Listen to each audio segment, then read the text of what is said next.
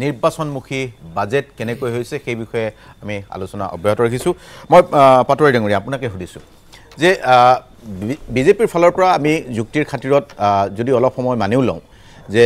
এই বাজেটে সৰ্বসাধাৰণ যিকোনো লোকক উৎসাহী কৰিব কৃষকৰ কাৰণে আঁচনি লোৱা বুলি কৈছে যেহেতু আপুনি কৃষকৰ সৈতেও জড়িত বা কৃষকৰ অভাৱ অভিযোগৰ কথা আপুনি জানে কিন্তু এই বাজেটখনে সঁচা অৰ্থত কৃষকৰ উৎপাদন বৃদ্ধি কৰিব সাধাৰণ দুখীয়া জনতাৰ জীৱন ধাৰণৰ মান উন্নত কৰিব সেই ধৰণৰ কিবা আপুনি দেখিবলৈ পাইছে নেকি মই আগতে আপোনাক কৈছোঁ যে আমাৰ সভাপতি অখিল গগৈ ডাঙৰীয়াই আজি বিধানসভাত কৈছে যে আমি দাবী তুলি আহিছিলোঁ যে তিনিটা খেতি কৰাৰ বাবে যিটো প্ৰয়োজন যিখিনি আহিলাৰ প্ৰয়োজন এই আহিলাখিনি খেতিয়কসকলে দিব লাগে আমি বাজেটখনত দেখা পাইছোঁ তেনেকনে ব্যৱস্থা লোৱা নাই তিনিটা খেতি কৰাৰ বাবে প্ৰথমে তেওঁলোকক মাটি লাগিব দ্বিতীয়তে সাৰ লাগিব তৃতীয়তে ট্ৰেক্টৰ জাতীয় মানে হাল বাব পৰা মেচিন লাগিব এনেকুৱা কিছুমান আহিলা লাগিব বিধান লাগিব এই মানে মূলধন লাগিব এনেকুৱা বস্তুবোৰ দি আহিলাবোৰ দি তেওঁলোকক তিনিটা খেতি কৰাব লাগে এই কথাটো আমি বাৰে বাৰে দাবী উত্থাপন কৰি আছোঁ কিন্তু এইবোৰ কথাটো এই উল্লেখ নকৰিলে বাজেটত সেইকাৰণে আমি আমাৰ দল হতাশ হৈছোঁ কৃষকৰ ক্ষেত্ৰত একোই নকৰিলে 2000 টকা কিবা কৃষি মানে সাহায্য আগতেও দিছিল বছৰত 6 মাহত এতিয়াও বোধহয় সেইটো চলি থাকিব তাক বাদে কৃষকৰ বাবে কি দিছে তেওঁলোকক মানে তেওঁলোকৰ উদ্যমতা বঢ়াবলৈ কি প্ৰতিশ্ৰুতি দিছে বাজেটখনক বিজেপিৰ মাননীয় সভাপতি ডাঙৰে আমাক কওক আমি পতিয়ন যাম আমি এটো নহয় যে আমি সপোন দেখিছোঁ আমি সপোন দেখা নাই আমি বাস্তৱিকতে কাৰ্যকাৰী ব্যৱস্থা এই চৰকাৰখনে কি কৰিছে আমাৰ প্ৰতিনিধিজনে আমাক ঠিক আছে বিজেপিৰ প্ৰতিনিধিজনে এটা কথা কৈ ল'ব বিচাৰিছোঁ মই থাকি গ'ল কাৰণ ঢেৰ বিষয় আছে এটা এটাকে মই ভাবোঁ আমি এজনে কৈ থাকিলে আমি মানে দুলু আহমেদ ডাঙৰীয়া যিটো বিষয় কৈছিল যে মুংগেৰী লাল যেতিয়া বাজপেয়ী যে 4 লেনৰ কাম আৰম্ভ কৰিছিল তেতিয়াও সোনিয়া গান্ধীয়ে কৈছিল যে মুংগেৰী লাল কি হাসিন সাপনে দেখে গতিকে আমাৰ যিটো কথা কৈছোঁ যে মই বাৰম্বাৰ কৈছোঁ আমাৰ কাৰণে small M always a crime মাননীয় মুখ্যমন্ত্ৰী ডাঙৰীয়া সেই কথাষাৰ লৈ পেলাই আজি আপুনি চাওক অন্য কথা চাকৰিৰ ক্ষেত্ৰত প্ৰথমতে অপজিশ্যন পাৰ্টি আমাক ক'লে আপোনালোকে ক'ত চাকৰি দিছে দেখুৱাই দিয়ক আমি গন্তি কৰি 1,19,600টা চাকৰি আমি দেখুৱালো বছৰত 1 লাখ দিয়া প্ৰতিশ্ৰুতি আছিল আপুনি কোৱাতে মই কোৱা নাই আপুনি কোৱাতে থাকিলে মই কোৱা নাই দাদা এনকৰে যদি অনুমতি কৈ থাকোতে মই কোৱা নাই আপুনি কৈ থাকোতে মই কোৱা নাই আপোনালোকে নৰাজ্যবাদৰ ৰাজনীতি অসংক কৰিছে ভিডিঅ তোমাক আপোনালোকে সকলো বছৰত 1 লাখ দিয়া কথা আছিল ভিডিঅটো শুনিব মুখ্যমন্ত্ৰীৰ প্ৰতিশ্ৰুতি আপোনালোকে শুনিব যদি শুনে মই অনুমতি দিম আপোনালোকৰ যেটো বেছি মানুহে মিডিয়াত নকলে আপোনালোকৰ দলৰ অস্তিত্বই নাথাকিব গতিকে অন্য কথাৰ ওপৰত কৈ থাকাৰ অভ্যাসটো আপোনালোকে থাকিব লাগিব নহলে দলটোই নাথাকিব 26 নিৰ্বাচন চাই থাকক নাই ঠিক আছে ভাল কথা নাই ঠিক আছে মই নুৰুলো দা দ্বিতীয়তে আজি আপুনি চাওক কোনো এখন চৰকাৰে দাদা 1947 চনৰ পৰা কিতাপৰ ক্ষেত্ৰত আজি গ্ৰন্থ সংস্কৃতিৰ ক্ষেত্ৰত এটা ৰিভলিউচন আনিবলৈ সক্ষম হৈছে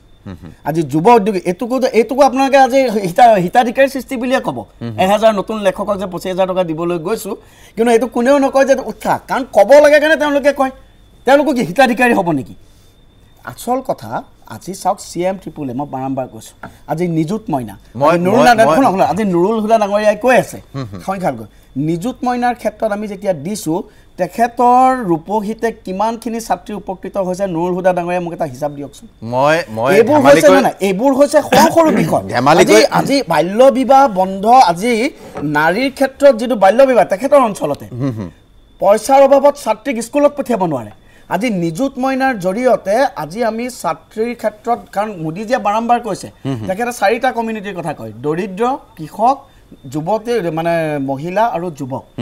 এই 4টা বিষয় লৈ পেলাই আমি কনসেন্ট্ৰেট কৰি কাম কৰিছোঁ আৰু সেই কাৰণে আজি আমাৰ এক্সপানশন ঠিক আছে মই এই কথাটোকে মই নুৰুল হুদা আপোনাক আৰু এটা কথা আজি গজমিত্ৰ হয় আজি আমি হাতী সংৰক্ষণৰ কথা এই যে নিযুত এই মইনাৰ কথা গোটেইখিনি কৈছে। বিষয় লৈ পেলাই আজি আমি যেনেকে আগবাঢ়িছো তেখেতক কওকচোন আজিৰ দিনত ঠিক আছে, কংগ্ৰেছৰ নুৰুল দা, আপুনি- 2001 চনৰ বা আপুনি এই 2016 কথাটোৰ চনত উত্তৰ দিব আটাইতকৈ লাগিব। উপেক্ষিত মানুহ ৰূপহী আৰু চামগুৰিতে আছিল হোদা ডাঙৰীয়া হয় নে নহয় কৈ হয় দিয়ক। হয় কওক যদি হয় ধৰে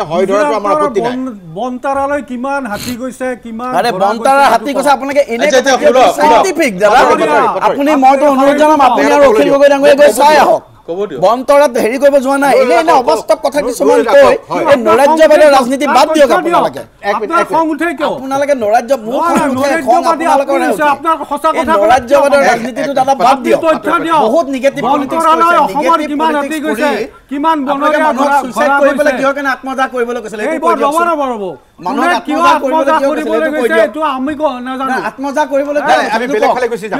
নালাগে নালাগে সমাধান কৰিলে নেকি? নালাগে বেলেগ ফালে গুচি যাম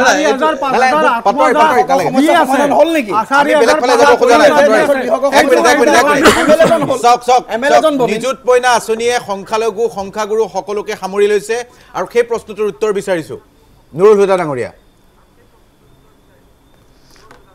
নিযুত মইনা দিছে হয় কিন্তু বিষয় শিক্ষক কিয় নাই য'ত শিক্ষাৰ পাহাৰতা নিযুত বৃদ্ধি মইনাত কৰিব লাগে উপকৃত হৈছেতো। প্ৰথম দাদা, উদ্দেশ্য নিযুত হ'ল মইনাত উপকৃত হৈছে। কলেজত আপোনাৰ ছাত্ৰীসকল আহে সমস্যাটো পাইছে তেওঁলোক শিক্ষা নহয় গ্ৰহণ দাদা। কৰাৰ কাৰণে আহে নাই, নিযুত অকল মইনাত নিযুত আপোনাৰ মইনা দি অঞ্চলত থৈ পাইছে দিলে নে নহ'ব দাদা? CM triple A, নিযুত বিষয় মইনা। শিক্ষকবিলাক দিব লাগিব সেইটো কৈ দিয়ক। তেওঁলোকে পাঠদান ঠিকমতে পাব লাগিব নাই, সেইটো কৈ দিয়ক। বিষয় নিযুত শিক্ষক মইনাত আছেনে? পাইছে নে নাই? পাঠদান তেওঁলোকে ঠিকমতে পাইছেনে আজি বাজেটত মাননীয় বিত্তমন্ত্ৰী ডাঙৰীয়ানীয়ে কৈছে যে নাৰী শক্তিক অদম্য ক্ষমতাৰে প্ৰত্যয়ন দিয়াবৰ কাৰণে তেওঁলোকে আঁচনি লৈছে এই যে আমাৰ লাখপতি বাইদেউৰ কথা কৈছে যোৱা 2024-25 যিটো বাজেট আছিলে সেই বাজেটতো লাখপতি বাইদেউৰ কথা আছিলে আজিও সেই বাজেটত আজি যিটো 25-26 যিটো বাজেট সেই বাজেটতো লাখপতি বাইদেউৰ কথা আনিছে সুদবিহীন ঋণ দিব সুদবিহীন ঋণ দাদা আচল কথাটো নকলে দাদা নিযুত মইনাত আপোনাৰ সমস্যা কিমান লাভান্বিত হৈছে নকলে কিমান নিযুত মইনাত কিমান পাইছে এইটো নকলে কিমান দাদা। মহিলাক নিযুত মইনাত দাদা নিযুত মইনা কিমান নিযুত মহিলাক মইনা। তেওঁলোকে এই হেৰি দিছে আপোনাৰ সুদবিহীন ঋণ দিছে এতিয়া আকৌ কৈছে দিম বুলি নাই দাদা নিযুত মইনাটো কিমান পালে ৰূপহী ঠিক আছে হুদা ডাঙৰীয়া এই বাজেট আচলতে এই বাজেটে কল্যাণকামী বাজেট নহয় এই বাজেটে জনসাধাৰণ উন্নয়ন নকৰে এই বাজেটে মহিলা সমৃদ্ধি নকৰে এই বাজেটে ছাত্ৰসকলক সবলীকৰণ নকৰে এই বাজেটে আমাৰ নৱপ্ৰজন্মক উত্তৰণ নকৰে এই বাজেটে আমাৰ দৰিদ্ৰসকলক দৰিদ্ৰ দুখ মোচন নকৰে গতিকে এই বাজেট অকল নিৰ্বাচনী চমক দেখাই ভোট লোৱাৰ কাৰণে বাজেট দাদা নিযুত মইনাৰ কথাটো নকলে ঠিক আছে মই অপূৰ্ব ভট্টাচাৰ্য ডাঙৰীয়া কলো নিযুত মইনা দিলে কিন্তু বিষয় শিক্ষক যে নাই বিষয় শিক্ষক নিযুত মইনা পাইছে দাদা প্ৰথমতে আপুনি এটা থেংকছ এটা দিব লাগে আপোনাৰ সমষ্টিৰ ছোৱালীবোৰে নিযুত সেইকাৰণে দাদা এটা কাৰণে মুখ্যমন্ত্ৰী মহোদয় থেংকছ এটা দিব যদি অনুৰোধ জনাইছো শিক্ষকে নাই যদি ইংৰাজী শিক্ষকে নাই যদি ঠিক আছে এক মিনিট অপূৰ্ব ভট্ট এটা গুৰুতৰ অভিযোগ বিৰোধীৰ ফালৰ পৰা এটা গুৰুতৰ অভিযোগ বিজেপি মিত্ৰজোঁটৰ চৰকাৰ অগপ অংশীদাৰ হৈ আছে এটা বিশেষ সম্প্ৰদায়ক টাৰ্গেট কৰি লৈছে বা বিশেষ সম্প্ৰদায়টোক এৰাই চলিছে সেই প্ৰশ্ন সেই প্ৰসংগত সৰব আজি ৰাইজৰ দলো হৈছে নুৰুল হুদা ডাঙৰীয়াও সৰব হৈছে মই এই উত্তৰটো আপোনাৰ পৰা বিচাৰিছোঁ অপূৰ্ব ভট্ট ডাঙৰীয়া মই এই কথাটো এইকাৰণেই সমৰ্থনযোগ্য নহয় এইটো কেৱল ৰাজনৈতিক এটা অভিযোগে কাৰণ এইকাৰণে কৈছোঁ প্ৰধানমন্ত্ৰী কিষাণ সন্মান নিধিৰ আঁচনিৰ আটাইতকৈ বেছিকৈ হিতাধিকাৰী ধৰ্মীয় সংখ্যালঘু কৃষক ৰাইজে লাভ কৰিছে নিযুত মইনা আঁচনিৰ জৰিয়তে বাল্য বিবাহ ৰোধ কৰি ধনৰ অভাৱত বিদ্যালয়লৈ যাব নোৱাৰা তেনে ছাত্ৰীসকলে এতিয়া হাঁহিমুখে শিক্ষাৰ ক্ষেত্ৰত আগবাঢ়িছে কাৰণেই আৰু এইখন মিত্ৰজোঁটৰ চৰকাৰ যে কোনো কাৰণতে সংখ্যালঘু বিৰোধী নহয় তেনেহ'লে যোৱা বছৰৰ APSC পৰীক্ষাত গৌৰীপুৰৰ ছোৱালীয়ে গোটেই অসমৰ ভিতৰতে প্ৰথম সন্মান লাভ কৰিবলৈ সক্ষম হ'ল কেনেকৈ কথা বতৰাবিলাক ৰাজনৈতিকভাৱে সকলো কথা কেৱল ক'ব পাৰি কিন্তু তাৰ প্ৰভাৱটো অনুভৱ কৰিব লাগে আৰু ইমান দিনে বাকী আৰু ফাঁকিৰ ৰাজনীতি চলি আছিল কাৰণেই সংখ্যালঘু মানুহক পণবন্দী কৰি থকা হৈছিল কাৰণেই এইবাৰ চামগুৰিত ডক্টৰ হিমন্ত বিশ্ব শৰ্মাৰ নেতৃত্বত বিজেপি মিত্ৰজোঁটৰ বিপুল জয় লাভ হৈছে এইটোৱে হৈছে সংখ্যালঘু মানুহে মিত্ৰজোঁট চৰকাৰৰ আঁচনি আৰু কথা বতৰাবিলাকক আদৰি লৈছে ঠিক আছে তেওঁলোকে এই কথাটো উপলব্ধি এটা মাত্ৰ তথ্য এটা বাক্যৰ এটা তথ্য আছে মোৰ এটা তথ্য আছে আজিৰ এই বাজেটখনত 25,000 নামঘৰ উপাসনীলৈ 3 লাখ টকা সাহায্য দিছে সত্ৰৰ উদাসীন ভকতসকলক প্ৰতিমাহে 15,000 টকাকৈ দিছে ঠিক আছে ইয়াৰ বাবে আমি ভাল পাইছোঁ এইটো কৰা উচিত কিন্তু মছজিদ মাদ্ৰাছা আদিৰ বিভিন্ন মানে সংখ্যালঘুসকলৰ যিটো উপাসনাস্থলী বা মানে শিক্ষানুষ্ঠান তেওঁলোকক কিমান টকা দিছে এইখন বাজেটত মাননীয় ভট্টাচাৰ্য ডাঙৰীয়াই তথ্য দাঙি ধৰিব লাগে নকৰে ইছলাম তথ্য দাঙি ধৰিব লাগে বনাওঁতেও কথা ক'লে নহয় আপুনি তথ্য দাঙি ধৰক মই তথ্য দাঙি ধৰিছোঁ ৰাজনীতি আৰম্ভ কৰিছে তাৰমানে ৰাইজৰ দলক এতিয়া মুছলমান মানুহৰ ত্ৰাণকৰ্তা হ'বলৈ আকৌ নতুন নাটক আৰম্ভ কৰিছে সেইকাৰণে ৰাইজৰ দলৰ নেতাই এতিয়া সংখ্যালঘু অঞ্চলত গৈ সভা সমিতি কৰে এই কথাটো কিয় স্বীকাৰ নকৰে যে আজি ৰাজ্যৰ কৃষি ক্ষেত্ৰৰ বিকাশ হৈছে বাল্য বিবাহ ৰোধ কৰিবলৈ চৰকাৰ সক্ষম হোৱাৰ লগে লগে অসমৰ দৰিদ্ৰ সীমাৰেখাৰ তলত থকা ছোৱালীবিলাকক শিক্ষা গ্ৰহণ কৰিবৰ কাৰণে নিযুত মইনা আঁচনিকে ধৰি যিবোৰ সা সুবিধা দিয়া হৈছে সেই সা সুবিধাই এই ছোৱালীবিলাকক শিক্ষিত কৰিলেই এই যিটো মই সুধিছোঁ এইখন বাজেটত সংখ্যালঘুসকলক কি দিয়া হৈছে সংখ্যাগুৰুক কি দিয়া হৈছে আপোনালোকে প্ৰেক্টিকেল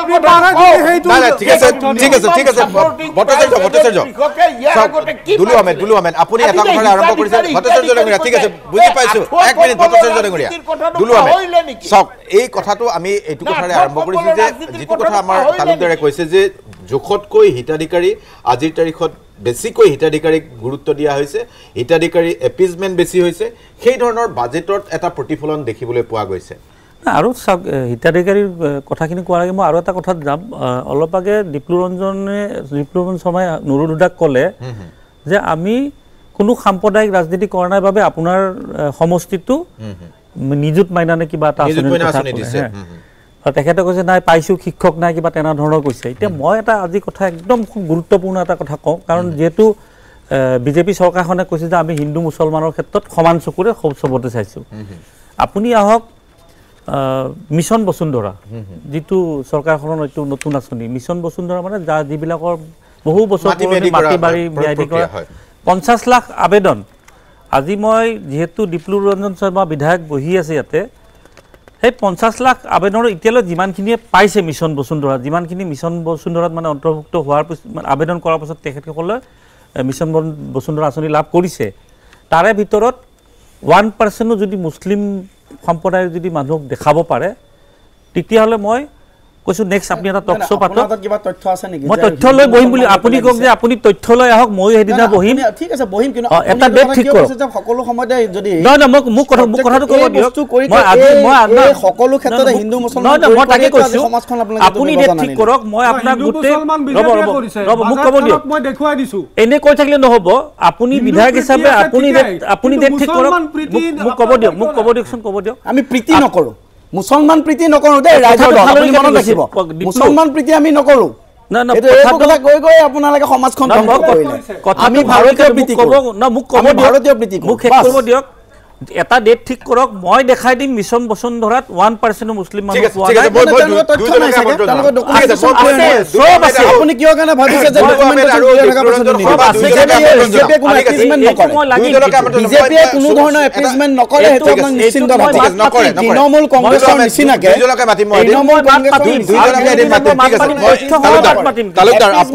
কাকো কেতিয়াও কোনো হেৰি নকৰে জাষ্টিছটো হ'ল এপিজমেণ্টটো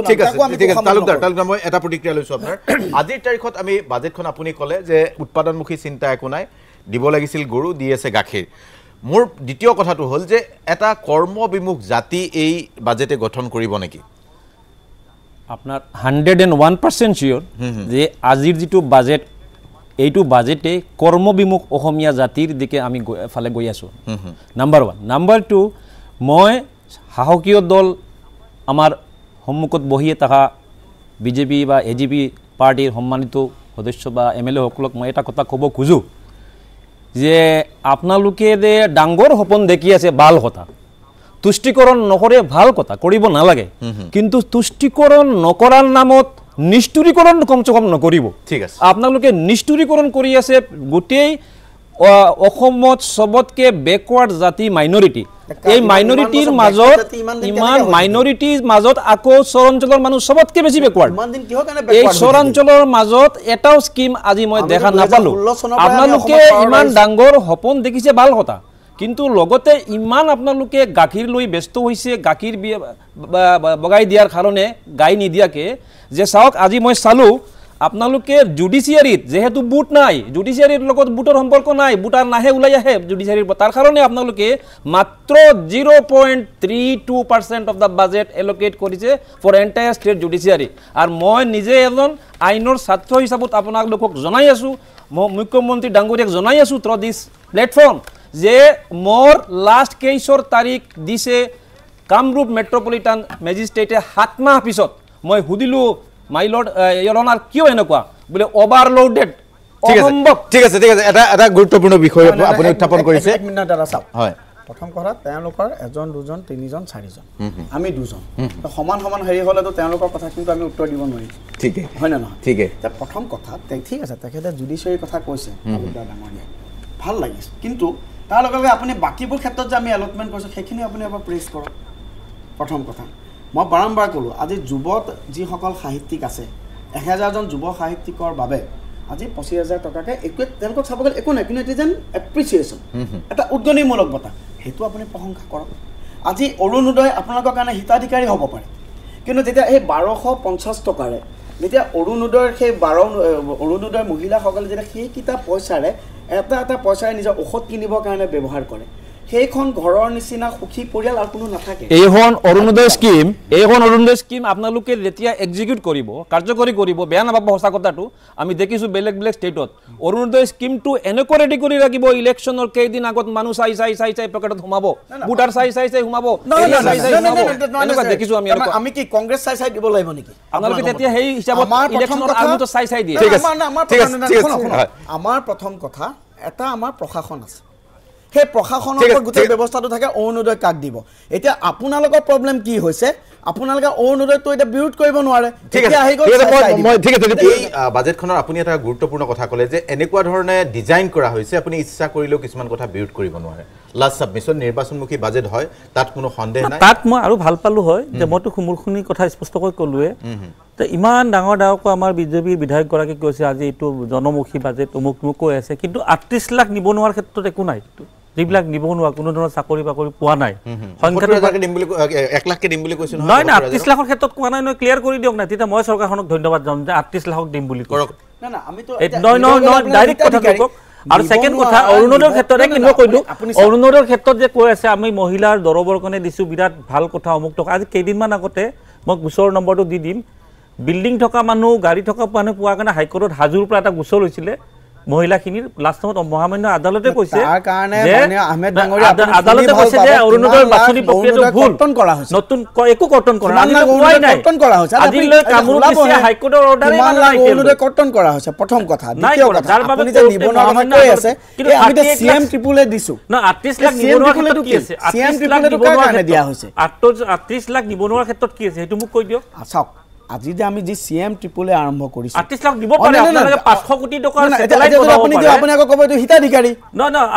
আমি বাৰম্বাৰ কৈ আছো যে সিএম ট্ৰিপুলে জৰিয়তে ষ্টাৰ্টআপৰ জৰিয়তে আমি ব্যৱস্থা কৰি আছো ভাল পাব আপোনালোকে আমি কৈ আছো সিএম ট্ৰিপুলে দিছো বিভিন্ন ধৰণৰ আছে আপোনালোকে নিবনুৱা ভাত্তা দিব লাগে নেকি আপুনি কওক 38 লাখৰ কথা ঠিক আছে আপুনি আমাক দিব লাগে 38 লাখ দিব আপুনি দিব লাগে মানে হিতাধিকাৰী সৃষ্টি কৰিব লাগে মই মুকলিকৈ আপুনি কন্ট্ৰাডিক্টৰি কথা ক'লা প্ৰথমতে ক'লে ঠিক আছে মই কেনেকৈ কম প্ৰথম কথা আপোনাৰ মতে আপুনি এটা কথা দুলু আহমেদ ডাঙৰীয়া স্বীকাৰ কৰিলে যে এই চৰকাৰে তেওঁৰ ভাষাত হিতাধিকাৰী সৃষ্টি কৰি পেলাই ভাল কাম কৰে আৰু কৰকচোন 38 লাখে চাকৰি ঠিক আছে আপুনি কোৱাখিনি আমি কম কিন্তু আপোনাৰ মতে আমি অৰুণোদয় ভাল কাম কৰিলো আমি নিযুত মইনা ভাল কাম কৰিলো আমি সিএম ট্ৰিপুলে ভাল কাম কৰিলো আজি আমাৰ এই টক শো কনক্লুডিং এটোৱে ওলাল যে তেওঁৰ মতে ভাল কাম কৰিলো শেষৰ ফালে আহিছোঁ আমি অনুষ্ঠানৰ শেষটো প্ৰতিক্ৰিয়া সুযোগ লৈছে বিজেপিয়ে সুযোগ লৈছে নিৰ্বাচনমুখী বাজেট হয় তাত কোনো সন্দেহ নাই এইটো চাওক আমাৰ যিটো গৰুৱা উৎপাদন ৰাজ্যিক গৰুৱা যিটো উৎপাদন বৰ্ষ বৃদ্ধি আপুনি যদি চায় 2015-16ত 17%, 21-22ত 21%, 22-23ত 17%, 23-24ত 19% আৰু 24-25ত 13%. যোৱা বছৰ 19% আছিলে এইবাৰ 13% হৈছে তাৰ জিডিপি কমিছে আজি কৃষকৰ কথা কৈছে কৃষি ক্ষেত্ৰত যিসকলে কৃষি কৰে কৃষকক উচ্ছেদ কৰা হৈছে কৃষি উন্নতি কৰ পৰা হ'ব আজি কৃষকসকলক উচ্ছেদ কৰিছে উচ্ছেদ কৰি য'ত মানে চব্জি উৎপাদন কৰিছিলে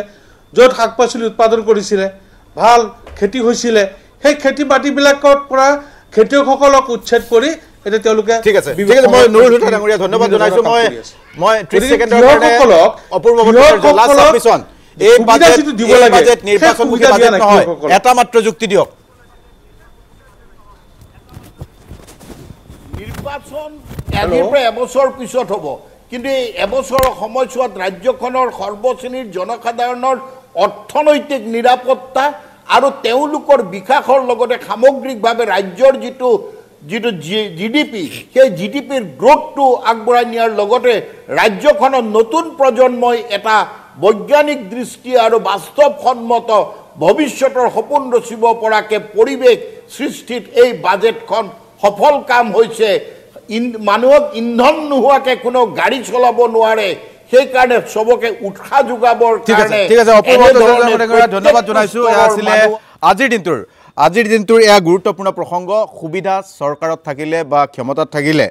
আঁচনি কৰাৰ বা হিতাধিকাৰী সৃষ্টি কৰাৰ সুযোগ সুবিধা হয়তো বিজেপিয়ে কিছু পৰিমাণে লৈছে কিন্তু ইয়াত দেখা গৈছে কিছুমান আঁচনিৰ ক্ষেত্ৰত বিৰোধিতা আচলতে কৰিব পৰা সুযোগ সুবিধা বিৰোধীৰ বাবে কমকৈ আছে কাৰণ এই বিষয়টোৱে সকলোকে আচলতে বিজেপিয়ে সকলোকে হিতাধিকাৰী সজোৱাৰ প্ৰৱণতা মই ধেমালিকৈ কৈছোঁ দীপুৰঞ্জন শৰ্মা আজি আমাৰ সাংবাদিকৰ গ্ৰুপত আলোচনা চলিছে সাংবাদিকক বাদ দি বিজেপিয়ে সকলোকে হিতাধিকাৰী বনালে এই সাংবাদিকসকলৰ কাৰণে কিবা এটা চিন্তা কৰিব লাগে সাংবাদিকক বাদ দি সকলোকে হিতাধিকাৰী আঁচনি ধেমালি কৰিছোঁ এইটো এটা আচলতে চেভেজ চলি আছে মই সকলোকে ধন্যবাদ জনাইছোঁ নুৰুল হুদা অপূৰ্ব ভট্টাচাৰ্য সকলোকে ধন্যবাদ জনাইছোঁ আজিলৈ বিদায় ল'ব লাগিব কিন্তু এই বাজেট যে নিৰ্বাচনমুখী বাজেট হয় তাত পিছে বিশেষ সন্দেহ নাই বাকী আপোনালোকৰ চিন্তা আপোনালোকৰ ভাৱ বিদায় লৈছোঁ নমস্কাৰ